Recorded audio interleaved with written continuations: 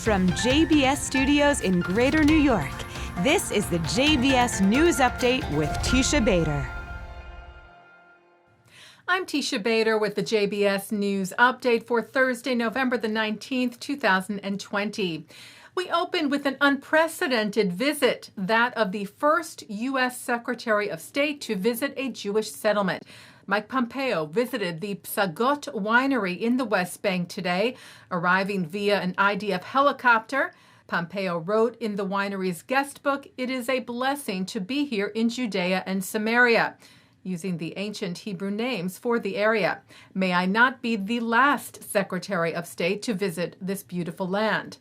After the visit, Pompeo announced new guidelines that all producers within areas where Israel exercises the relevant authorities will be required to mark goods as Israel, product of Israel, or made in Israel when exporting to the United States, not being labeled Israeli settlements or West Bank.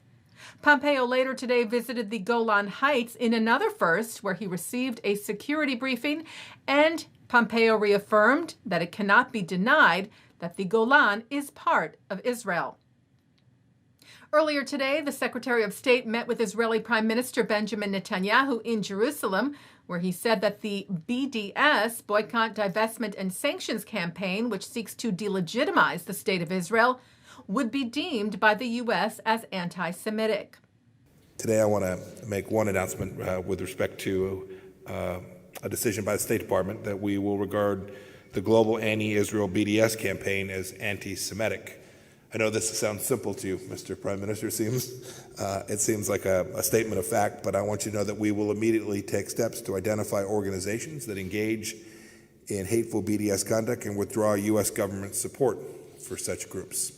The time is right. It doesn't sound simple. It sounds simply wonderful to me. Look, we want to stand with all other nations that recognize the BDS movement for the cancer that it is, and we're committed to combating it.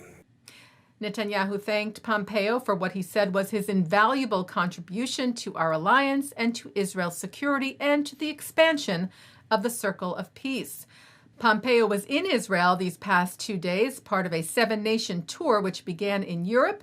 Before arriving in the Middle East, he next heads to Saudi Arabia, the United Arab Emirates, and Qatar. Swastikas were found etched into headstones at a Jewish cemetery in Haran, Germany. Police are investigating the vandalism as an anti-Semitic hate crime. And in Chemnitz, Germany, several memorial stones laid in front of the homes of Holocaust victims were defaced. A swastika was found spray-painted on one such stone called Stolperstein. Others were covered with red paint. Police are investigating. Israel's President Rivlin was presented the Scholar Statesman Medal from the Washington Institute for Near East Policy. The award celebrates outstanding leadership that exemplifies advancing Middle East peace through sound scholarship and a discerning knowledge of history. The event was held virtually, of course, because of the coronavirus pandemic.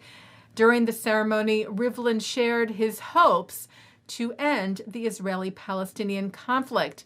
And he said to build a foundation for peace built on mutual trust, respect, and confidence.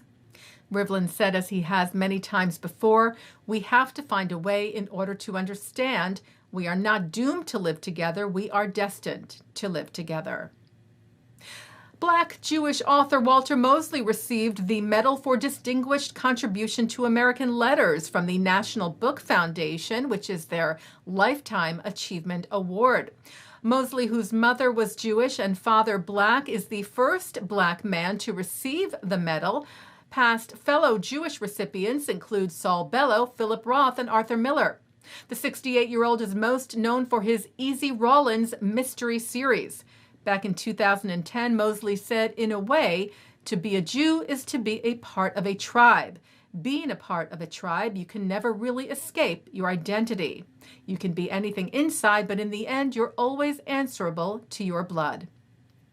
Well, history was made in the world of sports for Israel. Deni Avdia became the first top 10 NBA draft pick from Israel.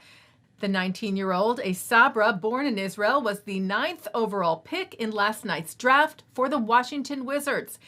Denny's father, Zufer, was born in Yugoslavia, what is now Kosovo, and is Muslim. He played for the Yugoslavian national team before immigrating to Israel, where he played for several top Israeli teams. His mother is Israeli and Jewish and an athlete in her own right. Denny was the youngest player to play for Maccabi Tel Aviv when he began his professional basketball career in 2017. He will be the third Israeli overall to play in the NBA. Avdia, who received the news while in Tel Aviv with his family, said, Am Yisrael, the nation of Israel, is the best, and I'm looking forward to representing our country. I'll work hard to make everyone proud. Well, Israel's president is already very proud. He tweeted about Avdia and about another Israeli player picked last night, Yam Madar, chosen in the 47th place in the second round of the draft by the Boston Celtics. Rivlin tweeted a picture of the two young men, writing, a proud night for Israel. Taking a look now at our programming for tonight on JBS for Thursday, November the 19th at 7 o'clock. It's Talmud study at 8.